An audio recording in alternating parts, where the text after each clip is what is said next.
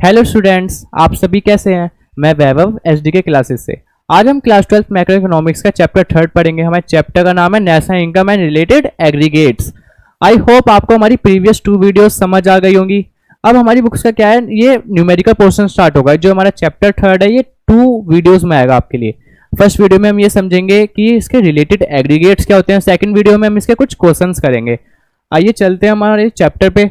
Chapter 3 हमारा national income and related aggregates. अब जो ये वर्ड है एग्रीगेट्स, अब हम जानते हैं इसका मतलब क्या होता है। पहले तो वर्ड क्या है हमारा एग्रीगेट।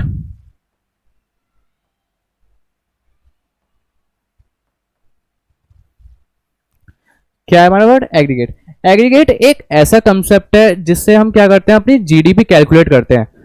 एग्रीगेट क्या हो गया, हमारा एक ऐसा कंसेप्ट हो गया जिससे हम अपनी जीडीपी कैलकुलेट करते हैं। अब जब हम अपनी जीडीपी कैलकुलेट करते हैं तो हम उसमें कौन से गुड्स एंड सर्विसेज लेते हैं। हम खाली फाइनल गुड्स लेते हैं। हमने अपनी पिछली वीडियो में पढ़ा था कि गुड्स कितने तरीके के होते हैं। हमने पढ़ा था कि 2 तरीके के गुड्स होते हैं, एक तो इंटरमीडिएट गुड्स होते हैं और कौन से होते हैं, फाइनल गुड्स। हम अपने जीडीपी में कौन से गुड्स कैलकुलेट करते हैं, खाली फाइनल गुड्स। याद रखना, इंटरमीडिएट मत कर देना, ठीक है। अब आप देखते हो, जैसे हम क्या लेते हैं, ऑयल लो। ऑयल हो गया, आप उसे कैसे खरीदते हो, लीटर्स में खरीदते हो। एंड आपका बटर हो गया, केजी में खरीदते हो आप, है ना। आपकी जो कार्स की यूनिट्स होती हैं, जब प्रोडक्शन होता है वो कैसे बिकती हैं, पीसीस के हिसाब से बिकती हैं। अब ये इनकी क्या हो गई, मेजरेबल यूनिट्स। हम इन्हें मेजर करते हैं इसमें। अब अगर हम इसे जीडी पे कैलकुलेट करने लग जाए तो क्या हो जाएगा, बहुत बड़ा वाइडर कंसेप्ट हो जाएगा। मतलब बहुत बड़ा, इससे थोड़ी डिफिकल्टीज आएंगी। इसलिए हमने क्या करा, इसे साइड में रख के हम क्या लाए, इसे हमने हटा दिया। अब हम लाए नई यूनिट मॉनेटरी टर्म्स में। मॉनेटरी टर्म्स में हमने इन सबको किस में कैलकुलेट करना स्टार्ट करा, पैसों में, मतलब मनी में, ठीक है। अब इनकी वैल्यू हम किस में नापते हैं, मतलब ये कितने रुपए की हैं, या इनकी वैल्यू क्या है। अब हमारा ये आ गया। अब हम आप कहोगे कि हमारे एग्रीगेट्स कितने होते हैं। हमारे कितने एग्रीगेट्स होते हैं, देयर आर 8 एग्रीगेट्स। हमारी इकोनॉमी में कितने एग्रीगेट्स होते हैं, 8 एग्रीगेट्स। अब जानते हैं हमारे 8 एग्रीगेट्स होते कौन कौन से हैं। अब जो हमारे एग्रीगेट्स होते हैं वो कई चीज, मतलब 4 चीजों से मिलकर बनते हैं। अब देखते हैं वो 4 चीजें होती कौन कौन सी हैं। फर्स्ट चीज होती है हमारी ग्रॉस। सेकंड चीज होती है नेट। ये फर्स्ट हो गया हमारा। सेकंड में पहला होता है हमारा डोमेस्टिक। दूसरा क्या होता है, नेशनल। थर्ड में एक ही चीज होती है, क्या, प्रोडक्ट। ओके। लास्ट क्या है हमारा, एमपी, मतलब मार्केट प्राइस।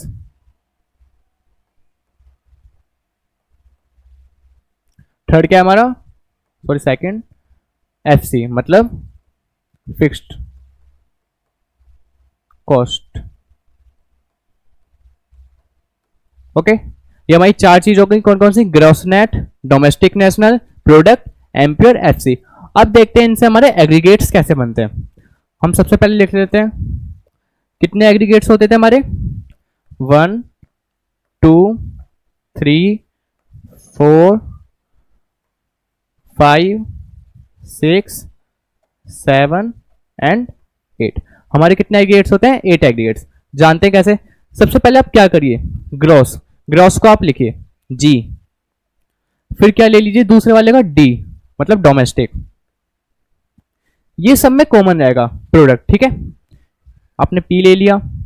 और इसे हम क्या करते हैं, थोड़ा छोटा लिखते हैं, मतलब एमपी लेंगे सबसे पहले, इसे कहां लिखेंगे, इसके बिल्कुल नीचे। फर्स्ट एग्रीगेट कौन सा होगा हमारा, G D P at MP. हमने इसका क्या लिया, पहले जी, उसका पहले डी, उसका प्रोडक्ट हम सब में कॉमन रहेगा। इसका पहला हमने क्या ले लिया, एमपी। अब इसी का ही हम क्या ले सकते हैं, जी डी पी का हम एफसी भी ले सकते हैं।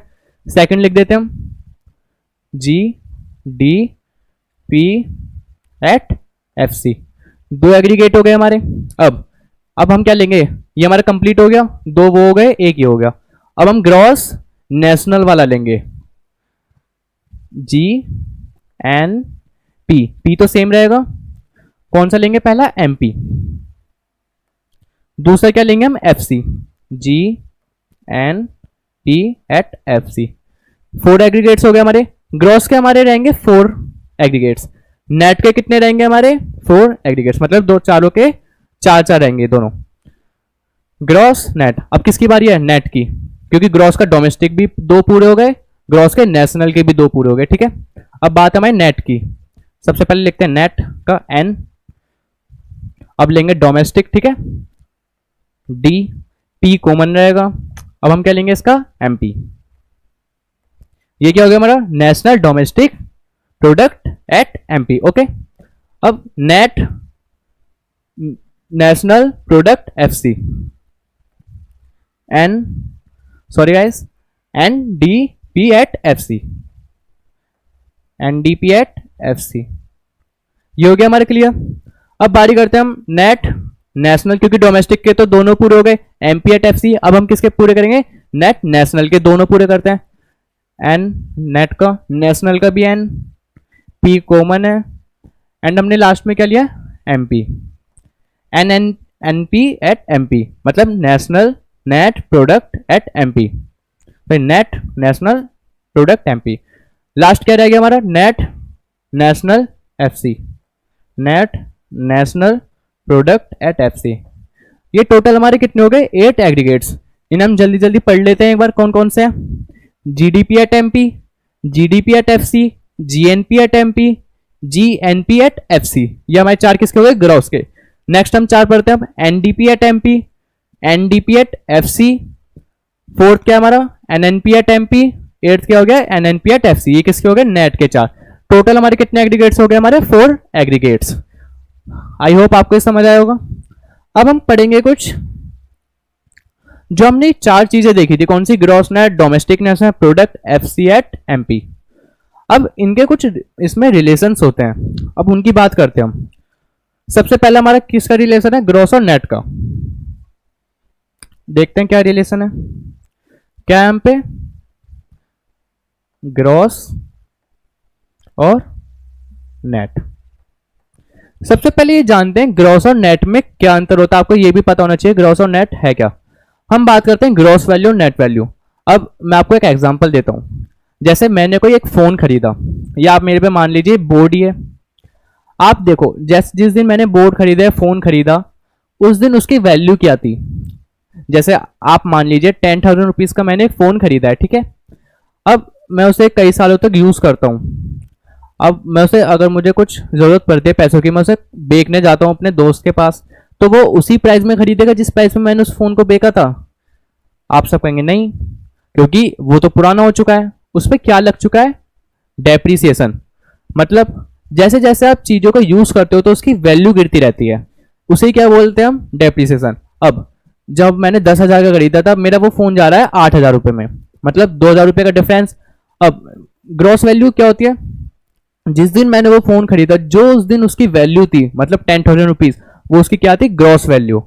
एंड जिस दिन मैं वो बेचने जा रहा हूं, और उसकी वैल्यू कितनी रहेगी, 8,000, वो उसकी क्या रहेगी अब, नेट वैल्यू, क्योंकि उसमें क्या हो चुका है, डेप्रिसिएशन ऐड हो चुका है, क्योंकि मैं उसे यूज कर चुका था। अब बात करते हैं ये कैसे होता है। हम ग्रॉस से नेट पे जाने के लिए इन एरो पे ध्यान देना, क्योंकि जिस पे हम जा रहे हैं मतलब नेट, हम क्या जा रहे हैं, नेट पर। मैंने अभी बताया था आपको ग्रॉस वैल्यू कौन सी होती है, जिस दिन हमने खरीदा था, और नेट जिस दिन मैं बेचने जा रहा हूं। अब नेट वैल्यू कब निकल के आती है, जब उसमें हम डेप्रिसिएशन ऐड कर देते हैं, मतलब प्लस डेप्रिसिएशन।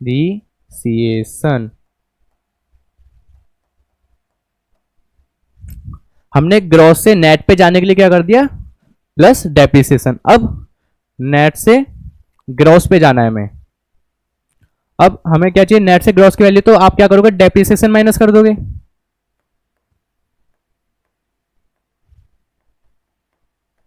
डेप्रिसिएशन। अब हमारे ग्रॉस के क्या फॉर्मूला हो गया निकालने के लिए, और नेट के लिए, इससे हमारे दो फॉर्मूले में पता चलते हैं। अगर आपको ग्रॉस चाहिए तो क्या करोगे, माइनस डेप्रिसिएशन, किसमें से, नेट में से। नेट में से हम क्या माइनस करेंगे, माइनस डेप्रिसिएशन। और अगर हमें नेट पे नेट निकालना है तो क्या करेंगे, प्लस डेप्रिसिएशन, किसमें, ग्रॉस में, ग्रॉस में प्लस डेप्रिसिएशन। ये हमारे दो फॉर्मूले हो गए। अब पेपर के पॉइंट ऑफ से देखें तो पेपर में डेप्रिसिएशन का कभी कभी नाम अलग दे देते हैं। अब वो नाम देखते हैं क्या क्या होता है हमारे। अब हम जानते हैं डेप्रिसिएशन को हम किस नाम से जानते हैं, depreciation is also known as, first, सबसे पहले consumption of fixed capital. First क्या हो गया हमारा, consumption of fixed capital. Second, replacement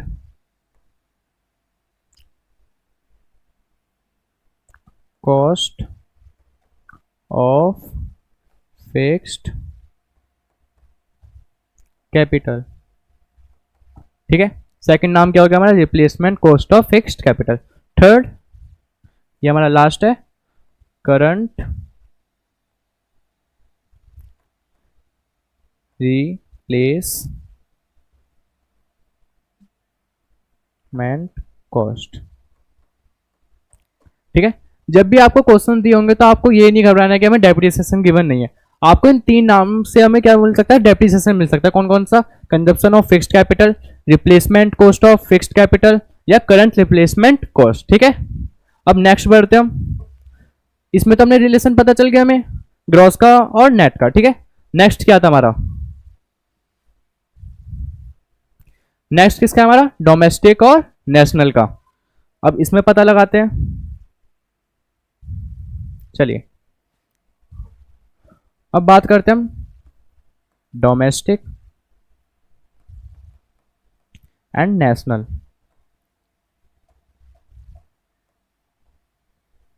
अब आपको ये तो पता होगा डोमेस्टिक कंट्री में हम जो भी अपना मतलब हम अपनी कंट्री के अंदर जितना भी गुड्स एंड सर्विसेज को प्रोड्यूस करते हैं, देते हैं, वो हम किस में गिनते हैं, डोमेस्टिक टेरिटरी में। डोमेस्टिक टेरिटरी कौन सी होती है हमारी, जो हमारा जोग्राफिकल बॉर्डर जहां तक हमें अलाउ करता है। अब हम बात करते हैं इनका फॉर्मूला में रिलेशन क्या है। मैं अभी भी कह रहा हूं आपसे इन एरो पे ध्यान देना, हम किस पे जा रहे हैं, नेशनल पे। नेशनल का मीन्स अगर आपको डोमेस्टिक से नेशनल पे जाना होता है तो आप किसका यूज करते हो, NFIA। इसका मतलब क्या होता है, net factor income from abroad. हमें अपनी पिछली वीडियोस में भी ये क्लियर करता है डोमेस्टिक क्या होता है, नेशनल टेरिटरी कौन सी होती है हमारी। अब डोमेस्टिक से नेशनल पे जाने के लिए मतलब हमें नेशनल निकालना है तो हम क्या ऐड करेंगे, NFI को ऐड करेंगे। ठीक है, अब बारी आती है हमारी NFIA को ही कैसे निकालते हम, net factor income from abroad को हम कैसे निकालेंगे। अब ये जो जरूरी है हमारा, इसे पढ़ते हैं, कहाँ हमारा प्रीव्यू। अब हम नेशनल से किस पे जाएंगे, डोमेस्टिक पे। नेशनल से डोमेस्टिक पे जाने के लिए हम क्या करते हैं, -NFIA। ये तो आपको पता चल गया, नेशनल पे जाना है तो आपको क्या करोगे, +NFIA। अगर आपको डोमेस्टिक निकालना है तो नेशनल में क्या प्लस कर दोगे, -NFIA। अब बात करते हैं ये होता क्या है, NFIA आप निकालोगे कैसे। एक वर्ड होता है हमारा, आपने देखा होगा, जैसे एक एग्जांपल लेते हैं, ये हमारी कंट्री है। ठीक है, ओके, ये क्या हो गई, हमारी कंट्री हो गई, ये एक दूसरी कंट्री हो गई। ठीक है, अब आपने पढ़ा होगा हमारी कंट्री में क्या रहता है, हमारे रेजिडेंट्स भी रहते हैं, नॉन रेजिडेंट्स भी लोग रहते हैं। अब जो बाहर लोग रहते हैं वो हमें कुछ इनकम, वहां पे जो भी कुछ भी कमाते हैं तो क्या करते हैं, इंडिया में क्या करते हैं, पैसे भेजते हैं। इसे हम क्या बोलते हैं, income factor income from abroad. इसे क्या बोल दिया हमें, फैक्टर इनकम फ्रॉम एब्रॉड। हमें फैक्टर इनकम कहाँ से मिली, एब्रॉड से, मतलब बाहर से। अब हमारे इंडिया में भी कुछ नॉन रेजिडेंट्स लोग रहते होंगे, जैसे हम बाहर से मंगाते तो यहाँ से भी कुछ पैसे जाते होंगे। जो यहाँ से पैसे बाहर देश में जाते हैं उन्हें क्या बोलते हैं हम, factor income from, sorry, to, इसे क्या बोलते हैं हम, टू एब्रॉड। मतलब जो हमारी फैक्टर इनकम है वो कहाँ जा रही है, एब्रॉड में, मतलब बाहर। ठीक है, ये आपको समझ आ गया, factor income from abroad, factor income to abroad. अब हम इसका नेट कैसे निकालेंगे, नेट कैसे निकालेंगे, फैक्टर इनकम फ्रॉम एब्रॉड लिख लेंगे हम। फैक्टर इनकम फ्रॉम एब्रॉड को कैसे लिखते हैं, F I A, sorry F I F, F I F A, मतलब फीफा।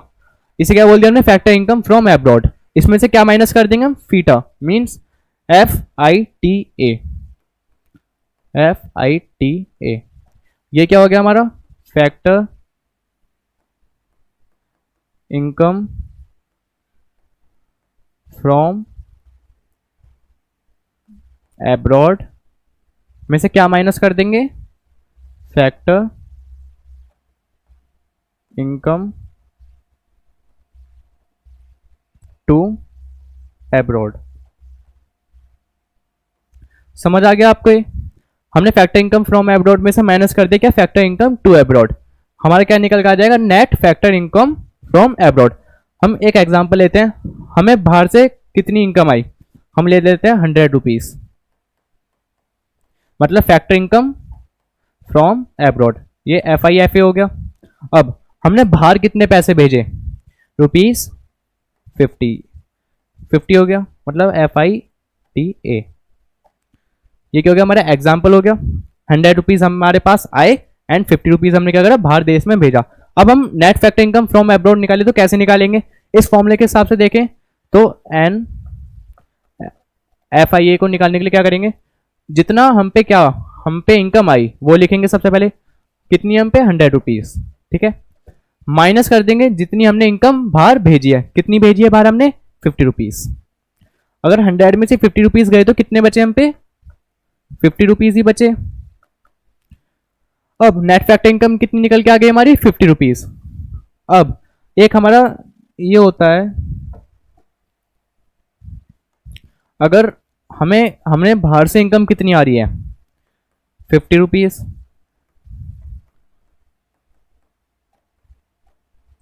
और हम भेज कितने रहे अपने देश से, 100 रुपीज, मतलब एफ आई टी ए। अब हम net factor income from abroad निकालने की कोशिश करें, मतलब 50 माइनस 100। अब देखिए आंसर किस में आ रहा है, -50। अब आंसर तो हमारा माइनस का 50 आ गया। अब हम इसे कैसे लिखेंगे, ये तो net factor income from abroad हुई नहीं। अब इसके लिए हम क्या लिखते हैं, ये क्या हो जाता है हमारा, net factor income to abroad. इसे क्या बोल देते हैं हम, टू एब्रॉड। इसमें हम फ्रॉम यूज ना करके क्या कर देते हैं, टू। अगर किस में आ रहा था हमारा आंसर, नेगेटिव में। ये मेन चीज आप इसे याद रखना। अगर हमारा आंसर नेगेटिव में आता है तो हम क्या लिखते हैं, net factor income to abroad निकल के आती है हमारी, ठीक है। अब नेक्स्ट बढ़ते हैं हम,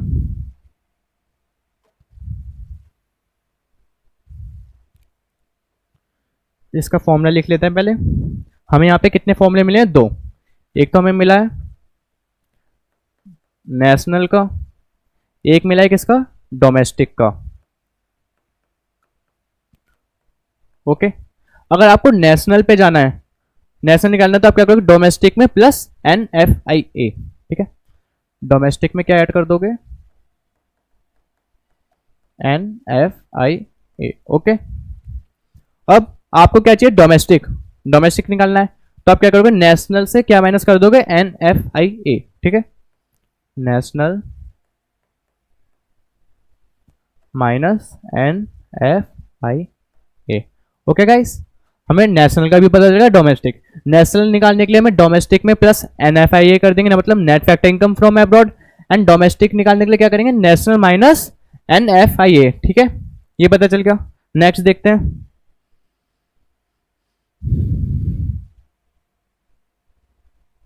अब हमारा क्या, अब ये तो अकेला, इससे हम कुछ नहीं करेंगे। अब बात करते हैं हम एमपी और एफसी। अब इसमें जानते हैं इसमें क्या होता है, इसका रिलेशन जानेंगे अब।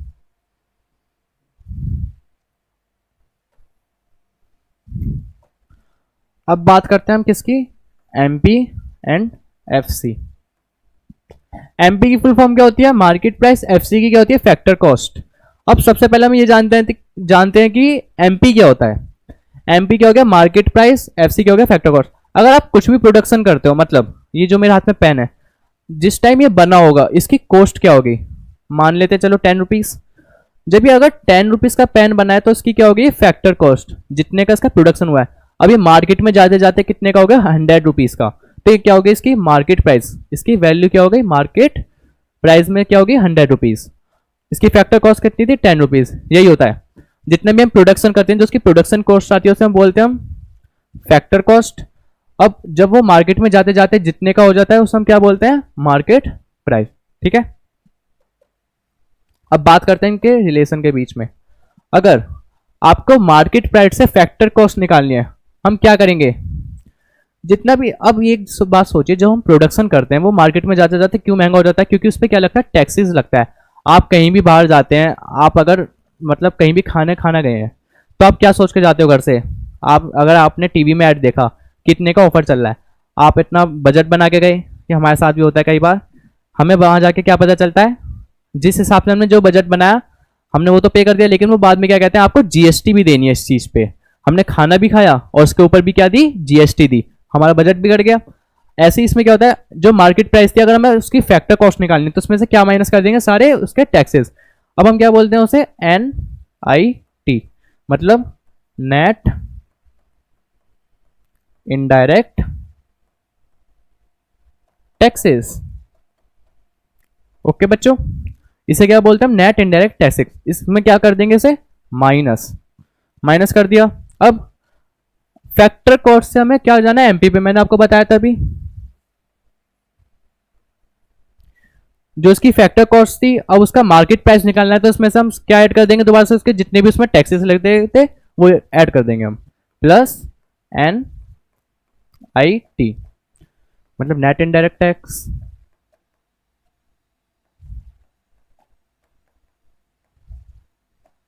ठीक है, अब हम बात करते हैं, आप सब कहोगे अगर हमें क्वेश्चन में NIT गिवन ना हो तो हम उसे कैसे निकालेंगे।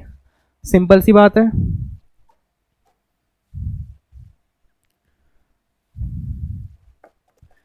नेट इन डायरेक्ट टैक्सेस निकालने के लिए क्या फॉर्मूला होता है, जितनी भी जीएसटी लगी होती है या इनडायरेक्ट टैक्स कह लीजिए, इसे हमने क्या भी बोल दिया, इनडायरेक्ट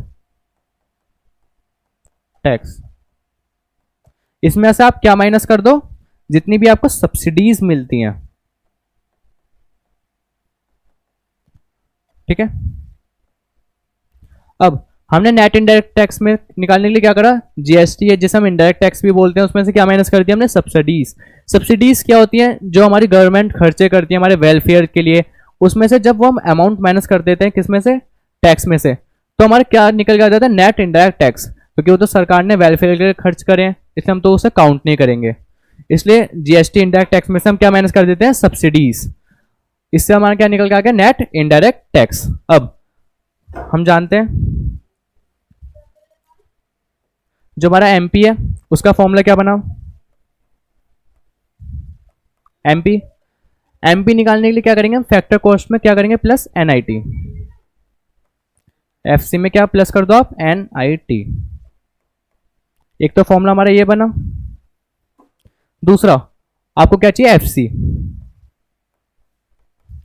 एफसी में जाने के लिए आप क्या करोगे, एमपी में माइनस कर दोगे NIT, मार्केट प्राइस से आप क्या माइनस कर दोगे, NIT। ठीक है, एमपी में माइनस कर दोगे क्या, NIT। ठीक है गाइस, हमें क्या पता चल गया, एमपी भी पता चल गया और एफसी भी। एमपी निकालने के लिए क्या करेंगे हम, फैक्टर कॉस्ट में प्लस कर देंगे NIT, एंड एफसी को निकालने के लिए क्या करेंगे, एमपी में माइनस कर देंगे NIT। ठीक है, आप सभी को ये तीन हमारे जो रिलेशन थे समझ आए होंगे। सबके दो दो फॉर्मूले होते हैं वो याद रखना।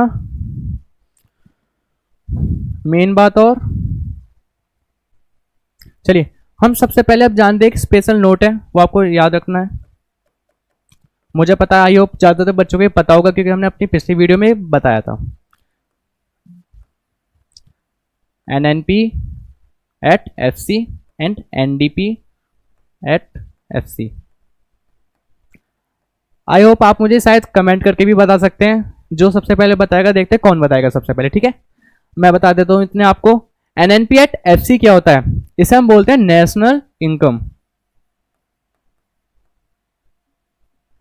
क्या बोलते हैं हम इसे? National income. Next, NDP at FC को क्या बोलते हैं हम? Domestic income. हम इसे क्या बोलते हैं? Domestic income.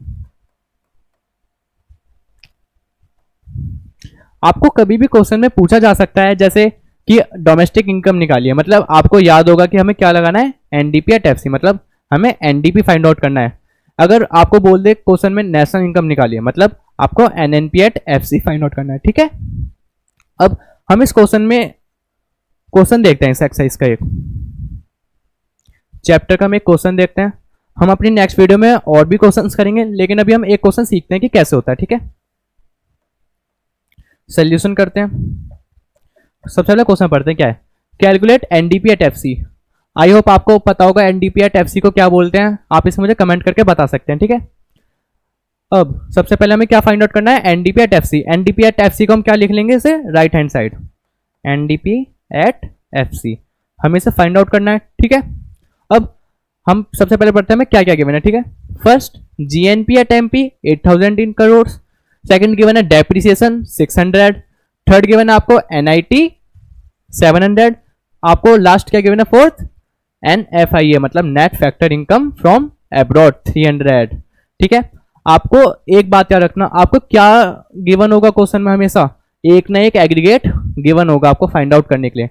जो भी आपको एग्रीगेट फाइंड आउट करने के लिए, मदद करने के लिए क्या मिलेगा आपको? एक एग्रीगेट। उसे कहाँ लिखोगे? हमेशा उसकी लेफ्ट हैंड साइड में, मतलब G N P at M P. ठीक है, आप सभी को समझ आ गया? जो हमें फाइंड आउट करना है उसे हम राइट हैंड साइड लिखेंगे, जो हमें गिवन है उसे हम क्या लिखेंगे? Left hand side. ठीक है, अब देखते हैं हमें जीएनपी एट एमपी की कितनी वैल्यू गिवन है? 8000। अब आगे क्या करते हैं? आगे अब याद रखना हम कैसे कर रहे हैं ये। जब भी हमें कुछ फाइंड निकालनी, वैल्यू पता लगानी हो, तो हम एरो क्या करते हैं? यहां से यहां ले जाते हैं। एरो पे ध्यान देखना, ग्रॉस से हम किस पे जा रहे हैं? नेट पे, मतलब हमें नेट की वैल्यू चाहिए। हमने पीछे कुछ रिलेशंस पढ़े थे, हमें नेट का फॉर्मूला पढ़ा था हमने, उसमें एक नेट में हमें निकालने के लिए क्या करते थे, देखते हैं।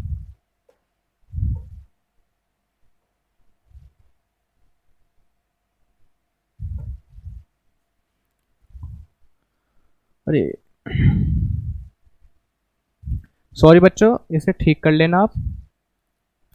ग्रॉस से नेट पे जाने के लिए, मतलब नेट निकालने के लिए हम क्या करते हैं? Minus depreciation. ठीक है, एंड नेट से ग्रॉस पे जाने के लिए, मतलब ग्रॉस निकालना है आपको, क्या करोगे आप? Plus depreciation. यहां भी ठीक कर लेना आप, ग्रॉस निकालने के लिए प्लस डेप्रिसिएशन, नेट निकालने के लिए माइनस डेप्रिसिएशन। अब हमें क्या चाहिए? नेट का फॉर्मूला चाहिए। नेट का फॉर्मूला क्या है? Gross minus dep. हमने एरो देखा था, नेट पे जा रहा है, तो माइनस डेप्रिसिएशन किस में से? ग्रॉस में से। लिखते हैं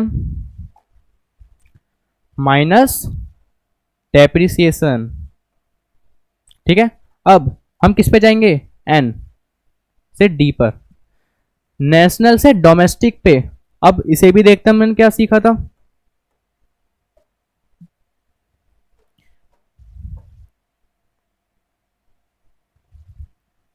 देखिए, नेशनल से डोमेस्टिक, मतलब हमें डोमेस्टिक का फॉर्मूला चाहिए। डोमेस्टिक के लिए क्या होता है हमारा? National minus NFIA. नेशनल में से क्या माइनस करेंगे हम? एनएफआईए। ठीक है, हमें गिवन है एनएफआईए, यस हमें गिवन है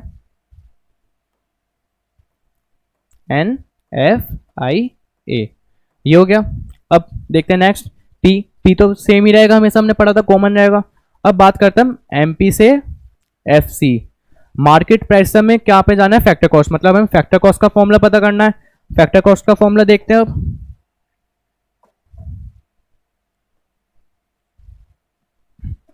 ये हो गया हमारा फैक्टर कॉस्ट का फॉर्मूला।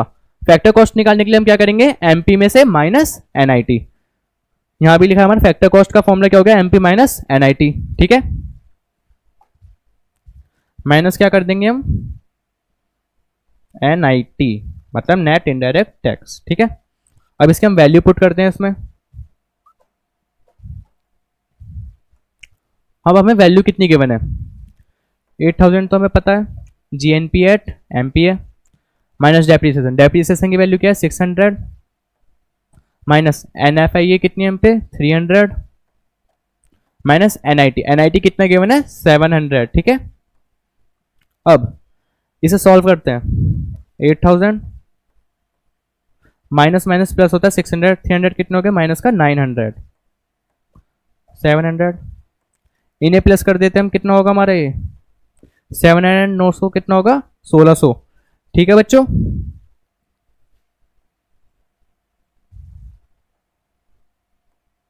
माइनस 8000, इसका आंसर आप बता सकते हैं क्या होता है। ठीक है, कमेंट करके बताइए। ठीक है, फाइंड आउट करते हैं, 8000 में से 1600 गए, आंसर क्या बचा हमारा 6400 इन करोड़। आप इसकी यूनिट लगाना मत भूलना, क्योंकि पेपर में इसके भी मार्क्स काट लिए जाते हैं। आपको अगर करोड़ में गिवन है, मिलियन में गिवन है, लाख में गिवन है, आपको हमेशा आंसर में लिख के आना है। ठीक है, ऐसे हम और क्वेश्चंस के साथ नेक्स्ट वीडियो में मिलेंगे। आई होप आपको आज की मेरी वीडियो समझ आई होगी। अगर आपको हमारी वीडियो समझ आई हो तो हमारे एचडी के क्लासेस चैनल को सब्सक्राइब करें एंड ज़्यादा से ज़्यादा शेयर करें एंड कमेंट करें। अगर आपको कोई भी इस चैप्टर में डाउट हो तो आप मुझे कमेंट कर सकते हैं। हम बहुत जल्द नेक्स्ट वीडियो में हम इसके और क्वेश्चंस के साथ आएंगे।